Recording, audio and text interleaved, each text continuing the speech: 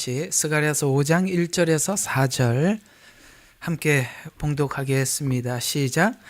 그때 내가 돌이키고 눈을 들어 보았더니 날아가는 두루마리가 보이더라. 그가 내게 묻기를 내가 무엇을 보느냐 하기에 내가 말하기를 내가 날아가는 두루마리를 보오니 그 길이가 20규빗이고 그 너비가 10규빗이나이다 하였더라. 그러자 그가 내게 말하기를 이것은 온 지면에 퍼져나가는 저주라. 도둑질하는 자는 누구나 그것에 따라 이 편에 있는 대로 끊어질 것이요 맹세하는 자는 누구나 그것에 따라 저 편에 있는 대로 끊어질 것이라. 만군의 주가 말하노라. 내가 그것을 내어 놓으리니 그것이 도둑의 집과 내 이름으로 거짓되이 맹세하는 자들의 집으로 들어가리라. 또 그것이 그의 집 가운데 남아 있을 것이며 거기에 목재와 석재들과 더불어 그 집을 소멸하리라 하더라. 아멘. 복음이 보이면 이 말이 얼마나 복음을 압축시킨 것인지 알고 예언을 알면 예언을 이 4절에 짧게 얼마나 압축시켜 놨는지 보이고 그렇습니다. 자, 오늘은 여러분들과 함께 날아가는 두루마리 환상, 그 다음 이어 나오는 것이 에바 속 여인 환상인데 거기까지는 얼마까지 할지는 모르겠습니다만 오늘은 좀 날아가는 두루마리 환상에 무게를 두고 여러분들과 함께 말씀을 나눠보도록 하겠습니다. 자, 우리 지난 시간에 했던 거 좀 더 정리를 하도록 하겠습니다. 오늘은 날아가는 두루마리 환상은 예수님께서 십자가에서 여러 말씀을 하셨죠. 그 중에 다 이루었다라는 말씀을 하신 적이 있습니다. 우리 김민영 성도님은 뒤에 선풍기가 돌아가는구만요. 여기는 추워서 히터를 켜놨는데 이거 참 딴 세상에 서로 살고 있는 것 같습니다. 참 기가 막히네요. 아이고 추워서 그냥 히터를 켜놓고 지금 있습니다. 참 재밌습니다. 자, 이렇게 예수님께서 다 이루었다라고 하셨지요. 뭘 이루었을까요? 예수님께서 십자가의 죽으심은 율법의 완성이라고 말씀하셨습니다. 율법의 완성이라는 것은 크게 두 가지 측면에서 이해할 수가 있는데요. 하나는 바로 이제 율법을 우리 마음속에 성령께서 우리 마음속에 들어오셔서 이제는 하나님의 법을 내 마음속에 두었다. 에레미야에서 말씀하신 것처럼 그때가 되면 새 언약을 너희에게 주리니 너희가 내 계명을 내 마음속에 두어라고 했죠. 그러니까 그 사랑과 은혜가 우리 마음속에 하나님의 법을 두게 만들었다라는 것도 되고요. 또 다 이루었다라는 것은 다른 방향에서 보면 여기 이제 두루마리 환상, 에바 환상 이것이 의미하는 것은 다 이루었다는 것은 이제 심판할 자들에게 심판에 하나님의 근거를 마련했다라는 것이 되기도 합니다. 예수님 십자가는 누구에게는 구원이고 누구에게는 심판이기 때문에 그것을 다 이루었다라는 뜻이 됩니다. 자, 그래서 오늘은 여러분들과 함께 저번 주에 좀 아쉬웠던 부분들이 있어서 성령론이라고 그랬죠. 두 감람나무 관을 연결을 해서 촛대에다가 불을 켜는. 그래서 교회는 하나님의 성령에 의해서 성령 강림으로 인해서 사도행전에 세워지기 시작했다라고 그 말씀드렸던 이 부분을 우리가 조금 더 하고 오늘 이 말씀을 나눠보려고 하는데요. 우리가 요 성경 구절을 몇 군데 요한복음으로 가서 함께 찾아보면서 성령 강림이 의미하는 것이 무엇인지를 예수님께서 요한복음에 기록한 14장부터 16장이 특별히 성령님에 관해서 증언하는 부분들이라서 함께 보도록 하겠습니다. 자, 요한복음 14장 16절에서 20절까지 제가 봉독하겠습니다. 자, 16절입니다. 내가 아버지께 기도하겠고 그분께서 또 다른 위로자를 너희에게 주시리니 그가 너희와 함께 영원히 거하시리라. 자, 영원히 거한답니다. 자, 여기서 잘 들으세요. 내가 아버지께 기도하겠고 그분께서 또 다른 위로자를 너희에게 주신다라는 것은 지금 이 말을 듣는 건 사도들이죠. 사도들뿐만 아니라 우리 모두에게도 주시는 말씀이겠죠. 그런데 위로자를 너희에게 주시는 그가 너희와 함께 보세요. 영원히 거하시리라. 무슨 말입니까? 예수님은 우리와 영원히 거하지 못합니다. 왜냐하면 그분이 육신을 입고 오셨기 때문에 그렇습니다. 그분은 영이 아니거든요. 그러니까 내가 떠나는 것이 유익하다고 말씀하신 겁니다. 주님이 가시면 다른 보혜사를 우리에게 주셔서 영원히 거한다고 말씀하고 있습니다. 그러니까 이 말은 무슨 뜻이냐면은 우리가 하나님께 구원을 받고 천국에 들어가는 사람들은 지금 하나님의 성령을 받은 사람들입니다. 영원히 거한단 말이에요. 아셨죠? 여러분이 예수님을 구주로 영접을 하면 성령님이 우리 마음속에 계시는데 그분이 영원히 거한다. 그리고 영원이라고 분명히 말씀하고 있거든요.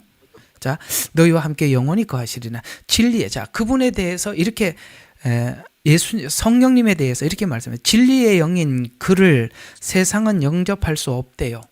그러니까 불신자들은 성령을 받을 수 없다는 겁니다. 세상은 영접할 수 없으나 이는 세상을 그를 보지도 못하며 또한 알지도 못하기 때문이라. 참 신기하죠? 세상 사람들은 이 하나님의 영에 대해서 보지도 못하고 알지도 못하고 우리는 이게 하나님의 영이 우리 안에서 무슨 일을 하는지 늘 우리가 알죠. 그러나 너희는 그를 아나니 이는 그가 너희와 함께 거하시며 또한 너희 안에 계실 것임이라. 그리고 우리 안에서 아무것도 안 하는 게 아니라 늘 우리 안에서 하나님의 뜻과 의중을 우리에게 말씀해 주고 있죠. 자, 그러면서 예수님이 곧 가실 때 이 제자들이 불안해하는 제자들을 향해서 이렇게 말씀하십니다. 내가 너희를 고아로 남겨두지 아니하고 너희에게 오리라. 이상하죠? 내가 너희를 고아로 넘겨주지 아니하고 너희에게 오리라. 이건 뭡니까? 곧 성령님은 예수의 영이란 말이에요. 하나님이 보내주신 예수님을 증거하는 영이란 말이에요. 그러니까 예수님은 떠나가지만 성령님이 오셔서 예수님이 함께 하셨던 것처럼 함께 하시고 더 나가서 예수님이 하셨던 말씀들을 가르치고 생각나게 하니까 그러니까 뭐라고요? 너희에게 오리라. 잠시 후면 세상이 더 이상 나를 보지 못하리라.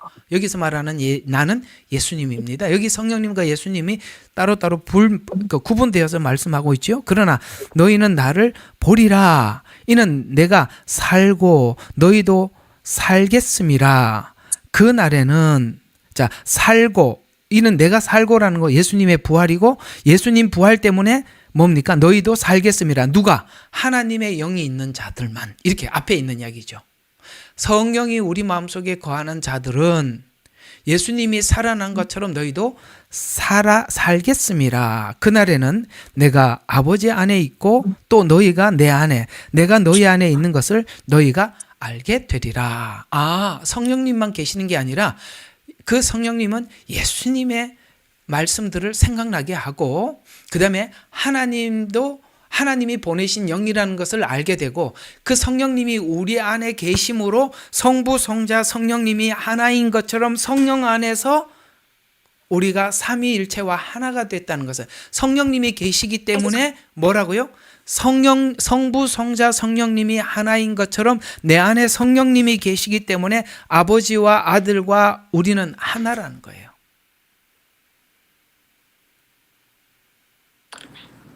이게 아무도 대답을 안 하세요? 아멘. 예. 이해가 가시죠? 예. 그러니까 우리가 하나님의 영이 없으면 하나님과 연합할 수가 없죠. 근데 성령님이 우리 안에 계시니까 뭡니까? 성령님이 우리 안에 계시니까 우리가 하나님과 성부, 성자, 성령님이 하나인 것처럼 우리가 그 안에서 하나가 됐다는. 그래서 성부, 성자, 성령이 계시기 때문에 성도들이 하나로 연합되어 있다는 거예요. 이렇게 하나님과 연합됐을 뿐만 아니라 성령님이 하나님의 영이 거하는 자들은 같이 이렇게 이게 그리스도 안에서도 하나님의 영이 있는 사람들은 서로가 이렇게 서로가 서로를 알아보고 하나가 돼요. 이게 하나님이 영이 없는 사람들은 아무리 인간의 이해 속에서 연합하고 하나의 일치를 보려고 그랬는데 일치가 되질 않아요. 영이 다르면. 많은 의미를 주는 많은 의미를 생각하게 하는 것입니다. 아시겠습니까? 예. 하나님의 영이 있는 자와 하나님의 영이 없는 사람들은 일시적으로는 연합할 수 있으나 진정한 연합은 없습니다. 진정한 연합이란 그리스도 안에서 그리스도를 생각하는 연합 말이에요. 예수 안의 연합. 그리스도가 없는 사람들은 그리스도 밖에서 자기들끼리 연합을 할 수는 있어요. 왜냐하면 빌라도와 이 바리새인들은 그렇게 서로가 좋지 않았어요. 그 다음에 이 사두개인, 바리새인, 서기관들은 평상시에 서로가 사이가 좋지 않아요. 그런데 이상하게 그리스도 밖에 있는 영들은 그리스도를 핍박을 하고 그 예수님을 십자가에 못 박는 데는 순식간에 하나가 돼요. 왜? 영이 같으니까 그렇다 이 말이에요. 자, 그 다음 또 14장 26절 요한복음은 이 성령님에 관한 말씀이 많이 나옵니다. 자, 그러자 위로자이신 성령님을 아버지께서 내 이름으로 보내시리니, 잘 봐요. 성령님을 아버지께서 누구 이름으로? 예수님의 이름으로 보내시니 그가 너희에게 모든 것을 가르치며 또 내가 너희에게 말한 모든 것들이 기억나게 하시리라. 참 신기합니다. 성령님은 아버지께서 예수님 이름으로 보낸 분이에요. 그런데 그분이 하시는 일들은요, 반드시 예수님의 말씀을 생각나게 하는 겁니다.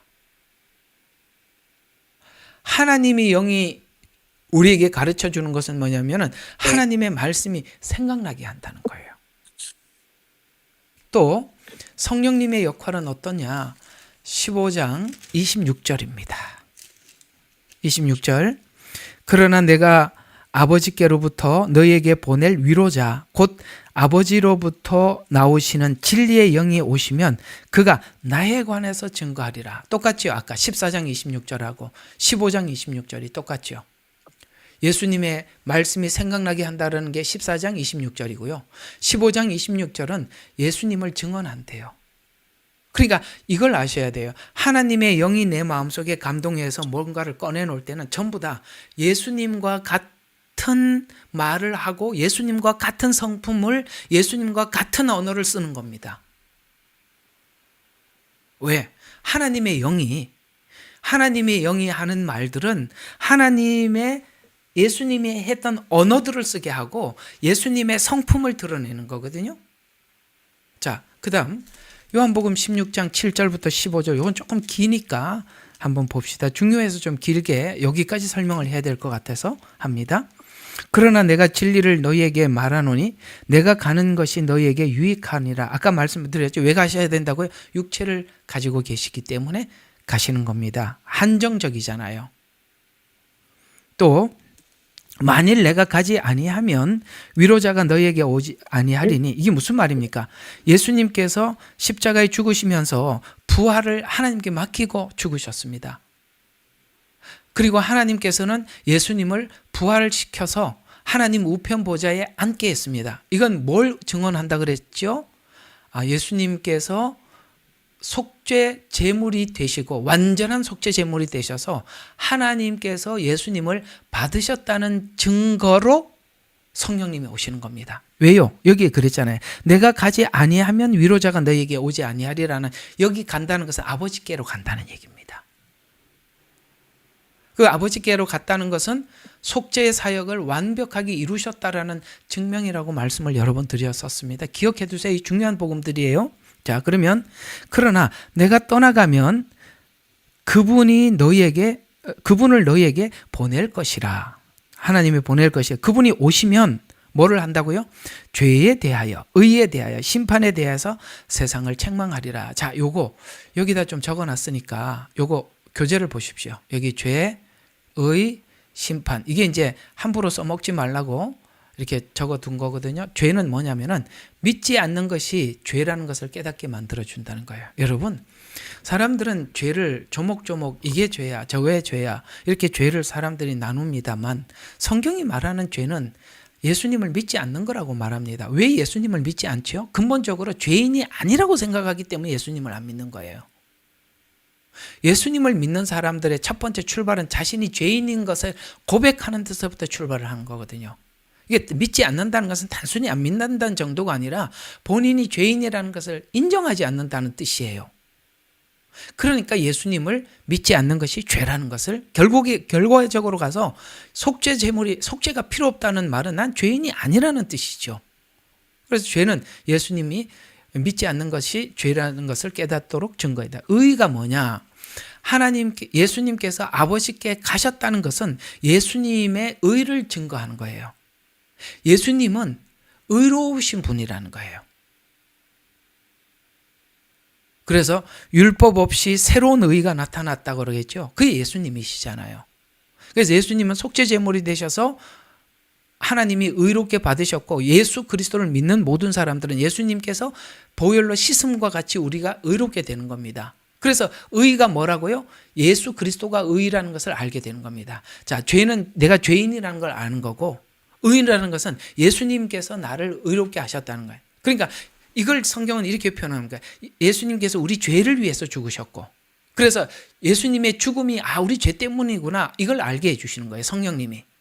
그 다음에 우리를 의롭게 하기 위해서 부활하셨다고 했죠. 의가 뭐라고? 예수님의 부활. 그건 하나님이 인정하셨다라는 거예요. 그 다음에 심판이라는 것은 뭡니까? 이렇게 예수님의 부활은 세상이 심판을 받은 거잖아요. 세상은 인류에게 사망을 줬습니다. 예수님의 부활은 사망의 권세를 깨트린 거잖아요. 그러니까 십자가 사건은 세상 임금이 심판을 받은 것이에요. 세상 임금은 사단이죠.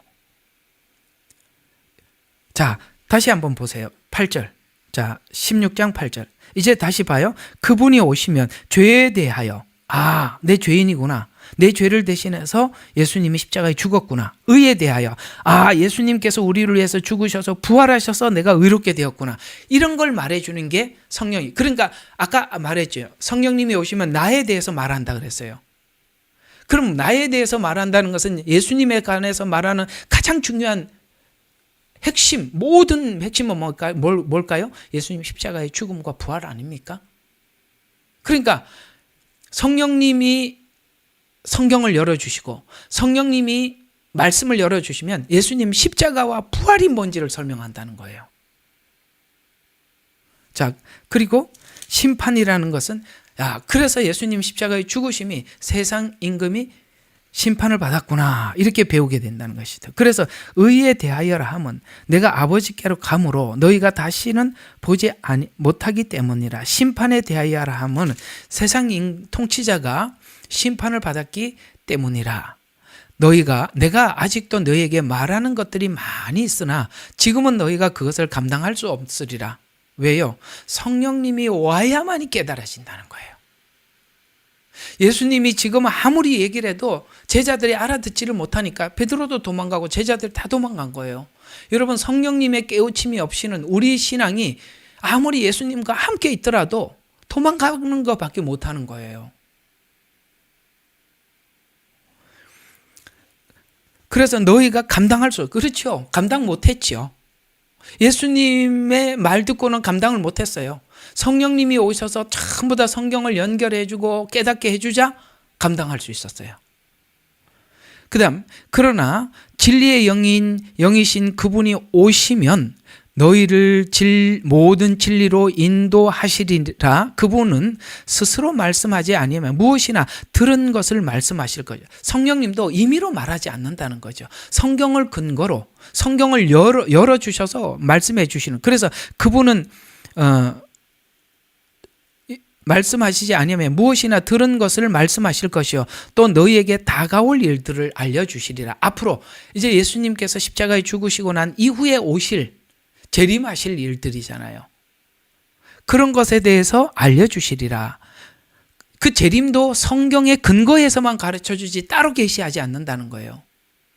예를 들어서 그 날짜와 시간은 아버지, 나도 모르고 성령님도 모르고 아버지만 아시느니라고 했어요. 성령님은 절대 알려줄 수가 없어요. 왜? 성경에 기록된 안에서만 가르쳐 주기 때문에. 그러니까 성령님이 자기에게 재림 날짜를 가르쳐 줬다? 다 가짜지요. 왜? 들은 것을 말한단 말이에요. 성경에 있는 것만 말해준단 말이에요. 성령님도.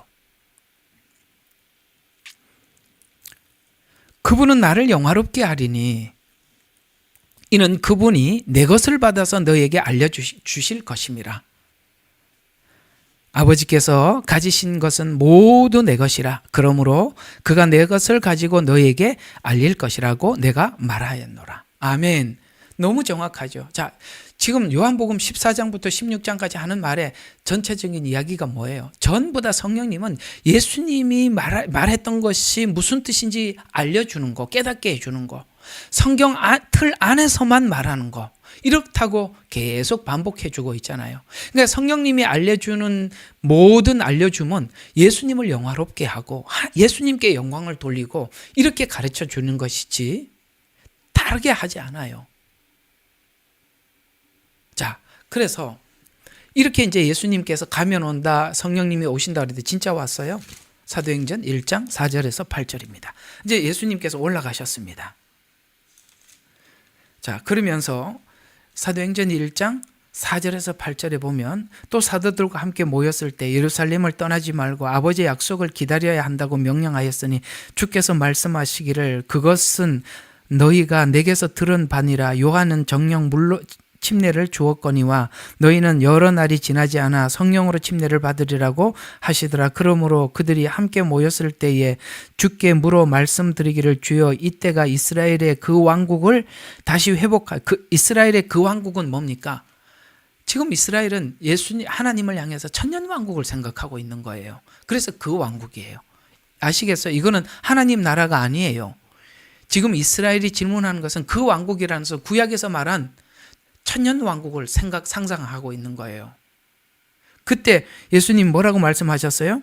주께서 그들에게 말씀하시기를 너희에게는 그때와 시기를 알게 하신 것이 아니요 아버지께서 자신의 권한에 두셨느니라. 아버지만 아신다는 거예요. 권한에 두셨느니라. 그러나 성령께서 너희에게 임하시면, 지금 성령이 임하면 이런 일이 돼. 너희가 능력을 받으리니. 저번에 이 성령의 그 7가지 이사야 11장에 있는 7가지에서 보면은 성령을 능력의 영이라고 했죠.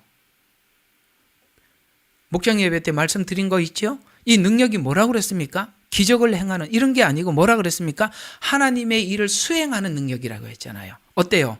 이 능력을 받아서 제자들이 하나님의 주신 사명을 감당하는 능력을 받아서 사명을 감당했잖아요. 이게 그 능력을 이야기하는 거예요. 거기에 예언도 있고 치유도 있고 말씀도 있고 그런 거예요. 그거는 사도들이 이 복음을 전하라고 쓴 무기예요. 무기. 하나님께서 연장을 주셨단 말이에요. 베드로에게는 베드로에 맞는 연장을 주셨고 사도들 각자에게 그 맞는 연장을, 그게 은사 이야기예요. 아시겠어요? 이 능력을 가지고 그래갖고 하나님 능력, 하늘의 능력을 주십시오. 그래서 엄한 상상을 하지 않기를 바랍니다. 자, 받으리니 그러면 이 능력이 뭘 하고 있었죠? 증인의 역할을 감당하게 해요. 증언하기 위해서 하나님께서 그런 거 보조적으로 주는 것이잖아요. 유대와 사마리아와 땅 끝까지 이르러 내게 증인이 되리라고 하시니라. 능력을 받으면 증인이 될 수밖에 없다. 되리라, 이 말은 되라라고 명하지 않았어요. 되리라고 했습니다. 무슨 말입니까? 자동사란 말이에요. 그러니까 하나님께 이 복음을 받으면 이렇게 살 수밖에 없더라. 저는 이 목회자들 중에, 주의 종들 중에 참 이 두 부류는 참 우리가 존경하고 참 귀한 분들이에요. 선교지에 가서 진짜 아무도 모르는 곳에서 자기 인생을 바치는 선교사님들과, 여러분 유튜브에 검색을 하면 힘내라 고향교회, 제가 자주 보는 프로그램이거든요. 시골 교회에서 그 할머니 몇 분 놓고요. 목회하는 거 보면 참 대단합니다. 전 우리 사모님하고 그걸 보면서 그런 이야기를 했어요. 야, 우리가 뭐 WCC, WEA 자기들이 다니는 있는 교단이 거기 소속돼 있더라도 저분들의 그 진실함을 하나님 모르시겠나? 언젠가는 하나님이 거두어 주실 것이고 복음을 비춰 주실 것이다. 여러분 그 사람들의 삶을 한번 보세요. 이번에 그 컨퍼런스 하면서 저희들 사진 봤죠? 그걸 뭘 하려고 하는 게 아니라 그렇게 그 배낭을 메고 갔던 그 수많은 젊은이들, 거기에 헌신하는 하나님의 선교사님들 한번 생각해 보세요. 자기 인생을, 자기 삶을, 자기 가족의 모든 것을 그렇게 들여서 그 오지에 배낭 메고 끊임없이 다니는 노방 전도자들 얼마나 많은지 아세요? 그들 가슴 속에 예수 그리스도의 이 사랑을 전하고자 하는 이 마음, 이 하나밖에 간절함, 그 외에는 아무것도 없어요. 증인이 되리라. 우리가 성령을 받고 은혜를 받으면 그렇게 살 수밖에 없어요.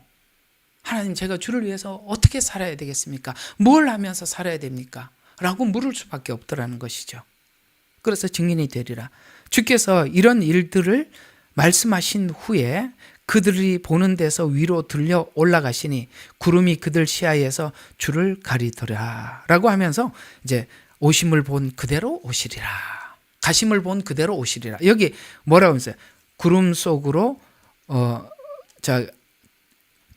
위로 들려 올라가시리니 구름이 그들의 시야를 가려 주를 가리더라 라고 했습니다. 가리더라. 주님이 이 땅에 다시 오실 날 다시 오실 것입니다. 그러니 지금 이미 와 있는 예수는 다 가짜예요. 이제 가서 이만희한테 물어봐야 돼요. 구름 타고 오셨습니까? 만민이 보는 데서 오셨습니까? 혹시 주민등록증은 있지 않습니까? 예수님이 하늘에서 오시는데 무슨 주민등록증이 있겠어요? 정말 사람들을 기만해도 너무 기만하는 거지요. 그래서 나중에 혹시나 그 신천지 만나면 그래서요, 혹시 이만희 씨 주민등록증 있지 않으세요? 한번 물어봐 주세요. 그래서 있다 그러면 가짜입니다. 구름을 타고 온다 그랬는데 어떻게 주민등록증이 있습니까? 자, 성령 강림으로 신자가 거룩한 성전이 되었다면 이제 성령님이 우리 안에 계셔요. 그러면 이제 우리는 어떻게 그 거룩을 유지할 수 있는가? 이게 이제 성화 문제예요. 아까는 성령님이 우리 속에 들어오신다는 것은 구원의 보증으로, 보혜사로, 위로자로 들어와 계시는 거거든요. 그러면 이제 성령님이 우리 안에 그냥 팔짱 끼고 앉아 있다가 예수님 오실 때까지 있다가 가시는 게 아니라 우리 안에서 뭘 한다고요? 성화를 위해서 죄와 의와 심판에 대해서 계속 하나님께서 우리 속에서 말씀하시는 거예요. 그러니까 여러분들이 지금 우리 모두 하나님 말씀을 듣고 예배를 드리면서 말씀에 이렇게 도전을 받습니다. 그리고 책망도 받죠. 교훈도 받습니다. 그럴 때마다 여러분 모두 찔림이 있죠. 그건 왜 그러냐면 세상 사람들에게 이런 말을 한다고 찔리지 않습니다. 우리는 왜 찔리냐면 성령님이 찌르게 하시는 거예요. 이게 성령님의 역할이거든요. 그래서 성령님이 우리 속에 들어와 계셔서 율법을 통해 죄를 깨달았다면 은혜로 죄를 치우는 작업을 하는 겁니다. 그게 오늘 이제 여러분들과 함께 스가랴에서 봐야 할, 여러분 성령님이 우리 속에 들어와 계신다는 것은 오늘 이 본문의 해석대로 표현하자면 두루마리가 날아가 버린 상태입니다.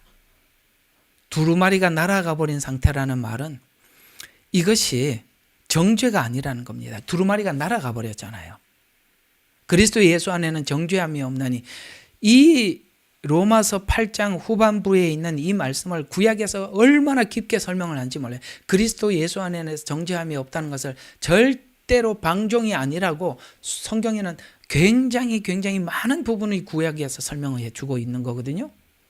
그러면 율법을 통해서 죄를 깨달았다면 이제는 율법으로 그러니까 이제는 은혜로 뭘 해야 됩니까? 죄를 지워나가야 하는 것입니다. 두루마리는 날아갔거든요. 자, 우리 본문을 한번 해석을 한번 하고 보는 게 좋습니다. 한번 보시죠. 자, 성경 펴세요. 자, 5장. 그때 내가 돌이키고 눈을 들어 보았더니 날아가는 두루마리. 자, 날아간다는 말은 무슨 뜻일까요? 공개된. 그러니까 다 모두에게 펼쳐서 보인다 이 말입니다. 그러니까 율법을 이렇게 펼쳐서 보인다 이런 뜻이 되는 겁니다. 그래서 율법을 통해서 뭐라 하냐? 그가 내게 묻기를 내가 무엇을 보느냐 하기에 왜 그러죠? 성경은요 그냥 두루마리 쏙 지나가고 난 뒤에 하나님의 심판이 시작되었다. 그래 너 두루마리 날아가는 거 못 봤어? 이렇게 하지 않고 그가 내게 묻기를 내가 무엇을 보느냐라는 말은 하나님께서 두루마리가 날아가게 하고 무엇을 보았느냐고 분명히 묻는 겁니다. 그건 무슨 말이냐면 하나님께서 두리뭉실하게 심판하는 게 아니라 분명히 말을 했다는 거예요. 확인하고 또 확인한다는 뜻이에요.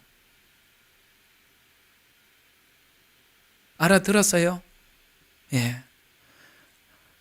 야, 이런 측면에서 보면요, 우리 불신자라 할지라도 하나님은 그 양심을 통해서 이게 죄라는 거 하나님 분명히 말합니다. 우리가 악행을 할 때도 하나님께서 그거 아니잖아, 그건 죄잖아, 하나님이 기뻐하지 않아, 이거는 예수님이 원하는 게 아니잖아 분명히 말하거든요. 여러분 그 소리를 모두 들으셨죠? 우리가 뭘 할 때 분명히 성경이 지적해주고 하나님이 말씀해 주세요. 그것이 성경 말씀이 생각이 나든지 아니면 제가 설교했던 설교가 기억이 나든지 아니면 누군가가 옆에서 말을 해주든지 아니면 내 양심이 말을 하든지 말을 한단 말이에요. 그래서 무엇을 보느냐, 이게 그냥 하는 말이 아니에요. 대답하기를 내가 날아가는 두루마리를 보니. 자, 날아가는 두루마리를 보았습니다. 분명히 스가랴도 대답을 하게 만들어요. 무엇을 보았느냐, 그리고 스가랴도 대답을 하게. 그러니까 하나님이 양심의 가책을 주든 어떤 방법으로든지 해서 우리의 대답을 받아냈단 말이에요.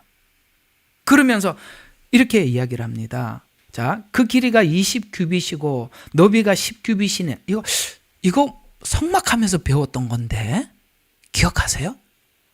성소와 지성소의 사이즈입니다. 성소와 지성소의 사이즈예요. 이쪽 길이로는 20규빗, 이쪽으로는 10규빗이라고 여러분들과 함께 했습니다. 그러면 왜 이 말을 합니까? 하나님의 임재를 이야기하는 거예요. 지성소는 하나님이 임재하는 곳이잖아요. 그러니까 이 사이즈도 그냥 나온 게 아니에요. 이거는 다 구약에 있는 이런 내용들을 다 조합을 해야 이게 답이 나오는 거거든요. 그러면 자, 20규빗이고 너비는 10규빗이니다 하더라. 그러니까 금방 이 스가랴는 이게 사이즈를 딱 말을 할 뿐만 아니라 스가랴는 당연히 이게 성막이라는 거 금방 압니다. 그 다음, 그러자 그가 내게 말하기를 이것은 온 지면에 퍼져나가는 저주라. 율법으로는 뭡니까? 죄를 깨달을 뿐만 아니라 죄를 깨닫지 못하고 있는 자들에게는 하나님의 심판이죠. 율법은 심판입니다. 자, 저주라. 도둑질하는 자, 성경이 이제 이게 지금 도둑질하는 자는 누구나 그것에 따라 이게 도둑질, 그다음에 그 뒤에 뭐 맹세하는 자 두 가지가 나옵니다. 여러분, 도둑질은 누구에게 범하는 죄지요? 이웃에게 범하는 죄입니다. 이웃을 속이는 죄입니다. 사실 이웃을 속이는 것은 자기를 속이는 거거든요. 자기는 알면서 남한테 거짓말하는 거잖아요. 또 하나는 맹세하는 자는 누구나 그것에 따라 이렇게 합니다. 맹세와 도둑. 맹세는 누구에게 하는 거짓말? 하나님께 하는 거짓말. 그러니까 도둑질은 이웃에게 하는 거짓말, 맹세는 하나님께 거짓말. 제가 말씀드렸죠. 우리 신앙이 가장 중요한 게 뭐래요? 자기에게 정직한 거라고 그랬잖아요. 왜 심판을 받고 은혜를 받지 못하고 예수님을 만나지 못합니까? 자기를 속이기 때문에 그렇습니다. 10계명에 여러 가지가 있지만 이 두 가지만 거론한 것은 네가 이웃에게 한 거, 하나님께 한 거, 하나님을 속이고 이웃을 속인 거, 딱 한마디로 거짓말을 딱 타겟을 잡은 겁니다. 거짓은 뭡니까? 자기를 속이는 것이잖아요. 왜 구원받지 못하지요? 자기에게 진실하지 못하기 때문에 그래요. 근데 이런 말이 또 나와요. 자, 누구나 그것에 따라 이 편에 있는 대로 끊어질 것이요. 그 다음에 저 편에 있는 대로 끊어질 것이라. 이 두 가지 다 나오죠. 이 편, 저 편 이렇게 나옵니다. 그러니까 이게 무슨 말이에요? 율법의 시작과 끝. 율법의 시작과 끝. 아시겠어요? 그래서 여기에 적용되는 사람들은 이것 때문에 끊어질 것이요. 저기에 적용되는 사람은 저것 때문에 끊어질 것이다. 이게 무슨 뜻이냐면, 자, 봐요. 하나님께 거짓말하는 사람은 사람에게도 거짓말 할까 안 할까요? 하죠. 그럼요. 사람에게 거짓말하는 사람은 하나님께 거짓말합니다. 그렇죠. 거짓 맹세는 뭐죠? 하나님께 거짓말을 하는 거잖아요. 그러니까 우리에게 가장 큰 강적이 뭐라고 생각합니까? 남이 아니에요. 타인이 아니라니까요. 자기 자신이라고요. 그렇습니다. 자기 속임입니다. 그러니까 성령님이 오셔서 정직하게 우리에게 지적하는 겁니다. 죄와 의와 심판에 대해서. 자기를 속이지 않는 사람은 거기에 굴복하겠죠. 인정하겠죠. 자기를 속인 사람은 성령님이 지적하는 것과 싸우고 따지겠죠. 그게 왜 죄입니까? 그게 어떻게 의가 됩니까? 이렇게 하겠죠. 우리가 달라져야 될 부분이 뭘까요? 바로 우리 자신에 대해서 진실해져야 하는 것입니다. 그래서 우리가 예수 그리스도 안에서 진실하게 예수 그리스도를 구주로 영접해 성령님이 우리 안에 계시는 자에게 주시는 축복이 뭐냐면 이 두루마리는 날아갔다는 거예요. 오늘 성경이 그게 이야기합니다. 자, 보세요.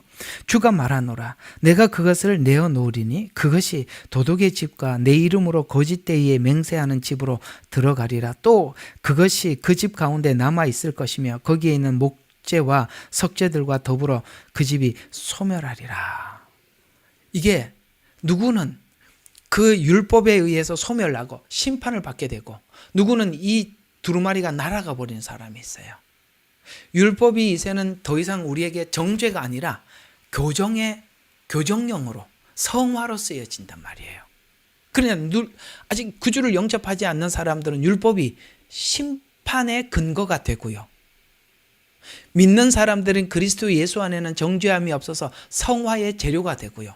다르단 말이에요. 똑같은 율법이라도.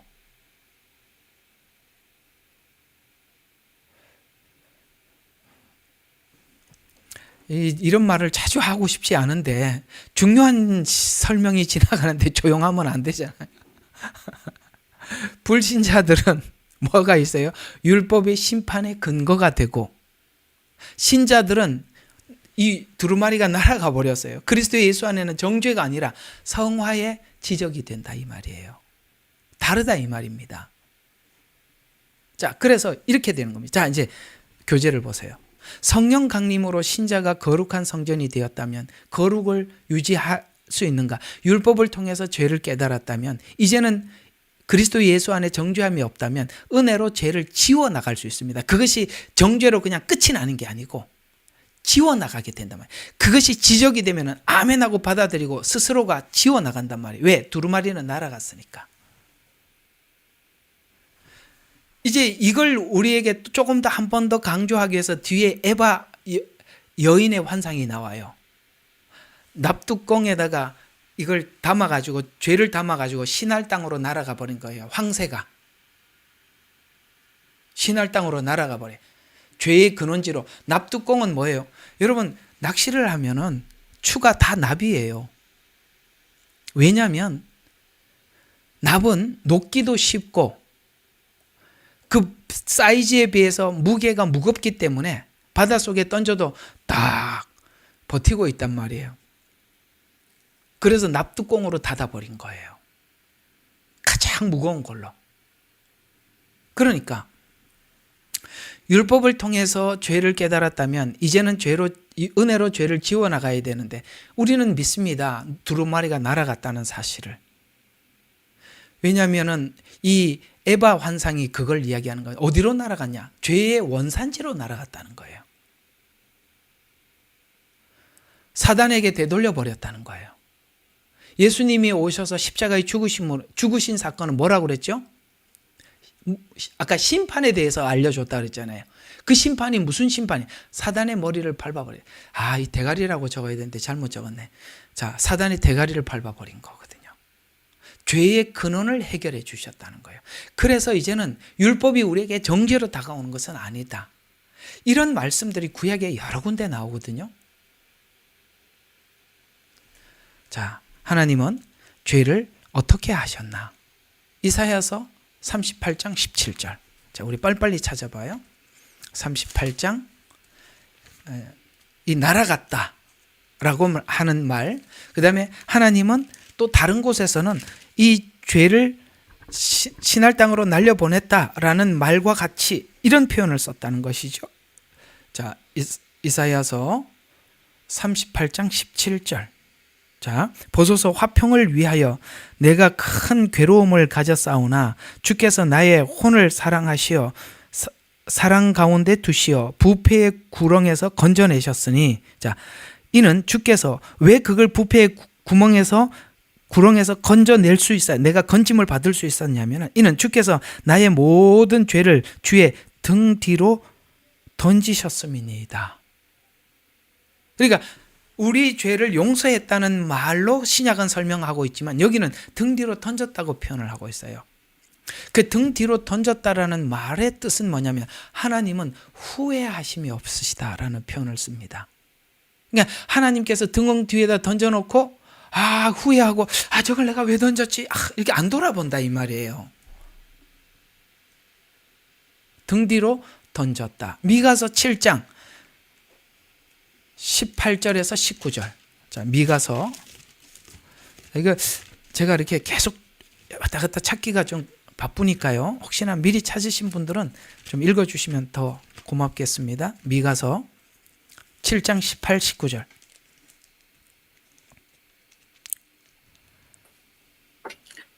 죄악을 용서하고 그의 유업에 남은 자의 죄가를 관가하시는 주와 같은 하나님이 누구니이까?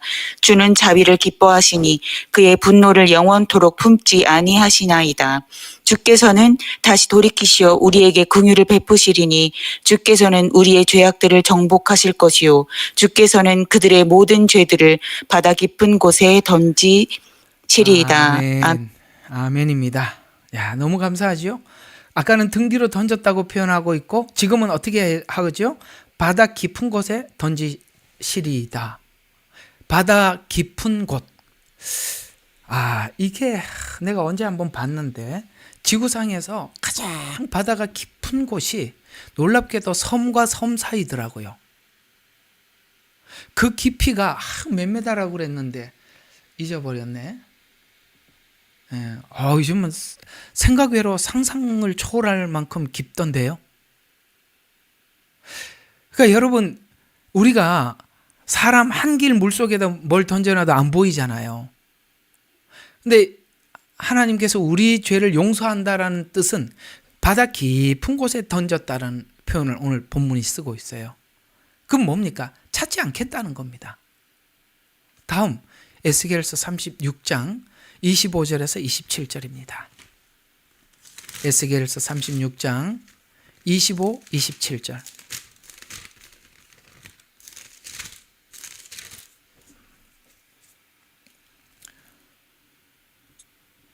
그때 너희 위에 깨끗한 물을 뿌리리라. 그리하면 너희가 깨끗해지리니 너희 모든 더러움과 너희의 모든 우상들로부터 내가 너희를 깨끗게 하리라.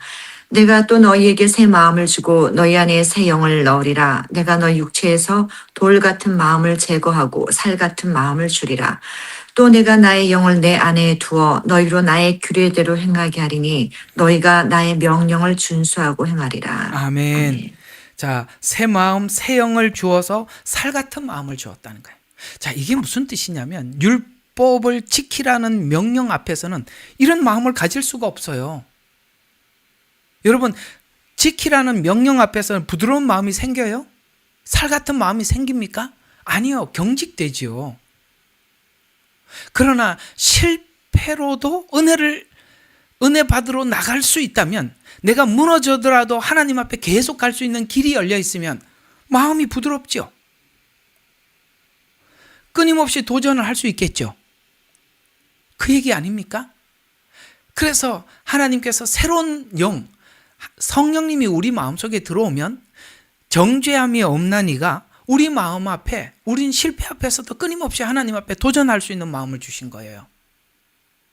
스가랴서 3장 1절에서 5절. 스가랴서 이제 오늘 읽었던 스가랴서로 갑니다.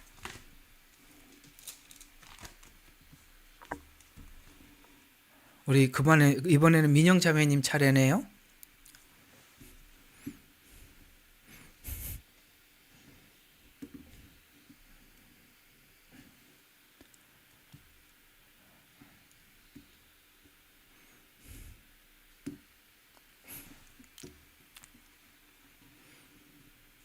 스가랴서 3장 1절에서 5절. 예.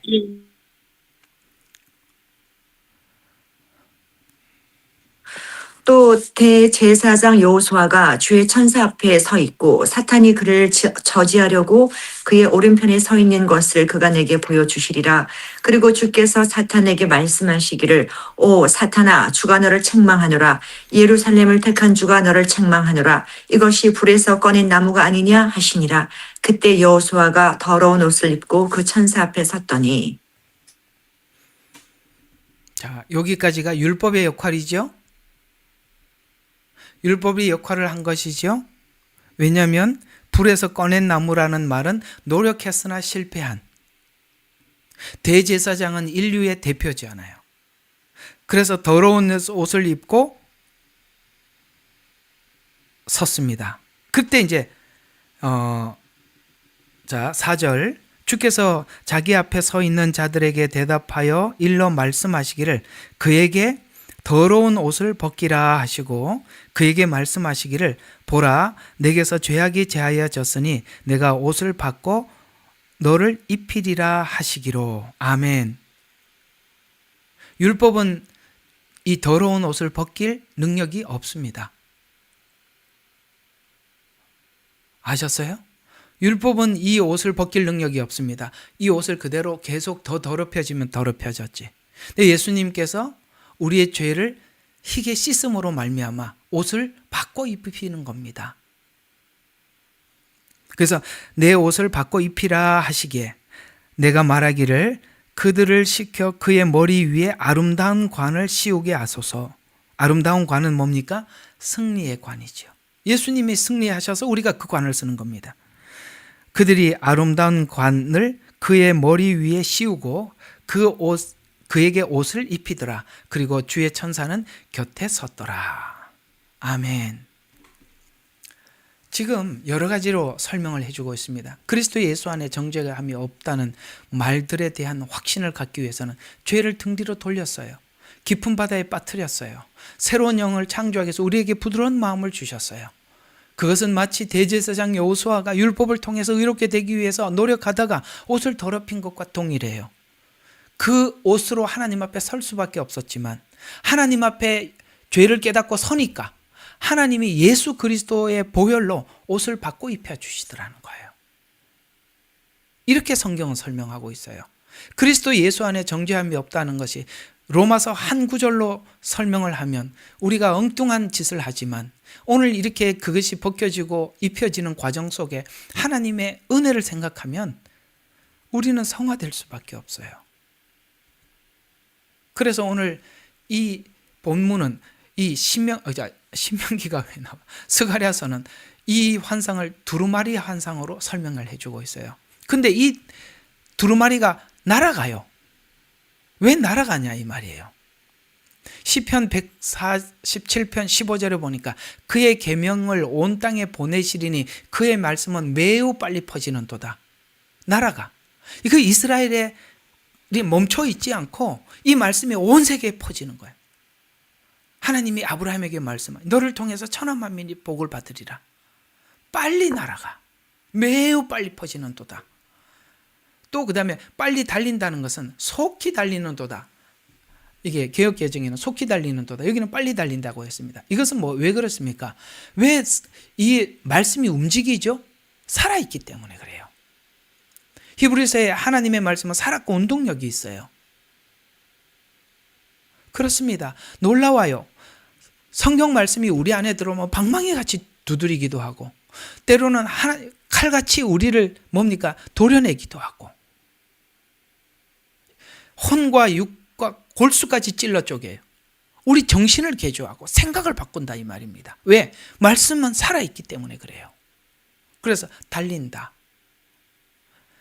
그래서 누구에게는 율법을 비춰서 죄인이라는 걸 깨닫게 하고, 심판이 있음을 깨닫게 해주고, 저주 아래에 있음을 드러내서 그리스도께 인도하고, 이 일이 막 움직이면서 하더라는 거예요.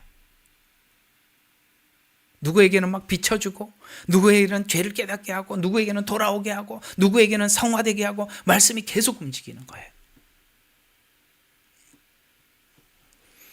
또 율법으로 심판을 알게 된다는 것은, 율법이 온 것은 죄를 더하게 하려 온 것도 알게 된다는 거예요. 두루마리 내용이 아까 온 땅에 내릴 저주라고 했습니다. 율법의 역할을 깨닫고 심판 아래 있게 하고, 그러니까 율법에 매여 살았던 과거를 회개하고 돌아오게 하고, 그 다음에 온 땅의 죄를 드러내 율법의 저주를 그리스도께로 돌아오는 일을 담당하게 하고, 십계명에 대표되는 결과물, 도둑질, 거짓 맹세를 심판해. 그 다음에 아까 이제 쭉 말씀해 드렸던 것입니다.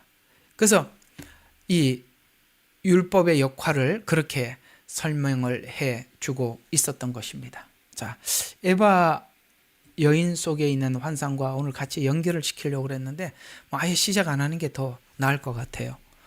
다음 주에 이제 에바 속 여인 환상을 듣고 나면 이게 율법을, 하나님이 선한 율법을 주었어도 그 율법을 범하게 하는 실제 정체가 뭔지 말해주고 있습니다. 이게 이제 에바 속 여인이라고 하잖아요.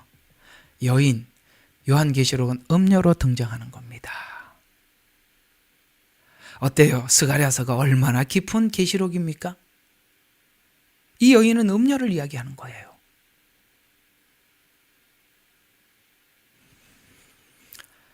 자, 이게 여러분과 제가 이렇게 하나님께서 주신 이 스가랴서 속에 우리가 함께 깊은 은혜를 나누게 하셔서 너무나도 감사합니다. 오늘은 저번 주에 했다가 다 못했던 성령 사역에 관해서 좀 더 여러분들에게 말씀을 드렸습니다. 성령님이 사역하시는 모든 사역은 예수님의 마음을 알게 하고, 예수님께서 하신 말씀이 무슨 뜻인지 깨닫게 하고, 우리 삶을 그리스도 예수 밖에 있는 자들에게는 죄를 깨닫게 해서 돌아오게 하고, 그리스도 안에 있는 사람들에게는 율법을 우리 안에 넣어서 우리 안에서 이루어지게 하고, 이런 일들을 하는 것이 성령 사역이십니다. 그러니 성령 사역을 다른 데다가 막 이렇게 얘기하는 그런 분들의 어떤 이야기들은 여러분들이 분별하셔야 하는 것입니다. 아시겠죠? 오늘도 이 말씀이 여러분들에게 큰 도전이 되시기를 주의 이름으로 축원하면서 일단 기도하고 마치고 광고하겠습니다. 남아있으세요. 안 잊어버렸습니다. 제가 기도하겠습니다. 하나님, 오늘은요 날아가는 두루마리 환상에 대해서 살펴보았습니다. 이 두루마리 안에는 십계명을 대표하는 두 가지 내용이 있었습니다. 이웃에게 거짓말하지 말고 하나님 앞에 거짓 맹세하지 말라라고 합니다. 우리가 하나님께 구원받지 못하는 이유가 무엇인지 이 두 마디 속에 다 담겨 있는데, 그것은 바로 내가 나 자신을 속이기 때문이라고 성경은 말하고 있습니다. 하나님 앞에는 맹세로 거짓말해서 슬쩍 넘어가고, 이웃에게는 자기 이익을 위해서 아버지 하나님 거짓으로 행하는 우리의 악한 본성으로부터 자유롭게 하여 주시옵소서. 하나님 앞에 정직한 마음으로 나아갈 때 성경은 다가올 것이고 열릴 것이며, 또한 성경이 안내를 받게 될 것입니다. 사랑하는 성도들, 누구도 아버지 하나님 오늘도 이 말씀을 경솔히 대하지 말고 하나님의 엄중한 말씀으로 듣게 해 주시옵소서. 예수 그리스도의 이름으로 감사하며 기도드렸습니다. 아멘. 예레미야의 눈물은 시대에 맞는 말씀 선포와 변질되지 않은 순수 복음을 외치고 있습니다. 함께 연결되어 하나님께 예배드리며 이 마지막 때에 하나님께 쓰임받길 원하시는 분은 카카오 채널로 연락 주시면 연락드리도록 하겠습니다. 고정 댓글에 채널 경고와 착제에 대비한 예비 채널과 제2채널 링크를 올렸습니다. 이 채널 또한 구독 부탁드리겠습니다. 감사합니다. 우리는 역사상 가장 중요한 시점을 지나고 있습니다. 하나님께서는 하나님의 일을 하시기 전에 사람을 준비시키셨음을 우리가 알고 있습니다. 하나님 말씀은 마지막 때에 대추수, 대부흥의 때가 있다고 분명히 예언하고 있습니다. 아멘. 하나님의 말씀이 그대로 성취될 것을 믿습니다.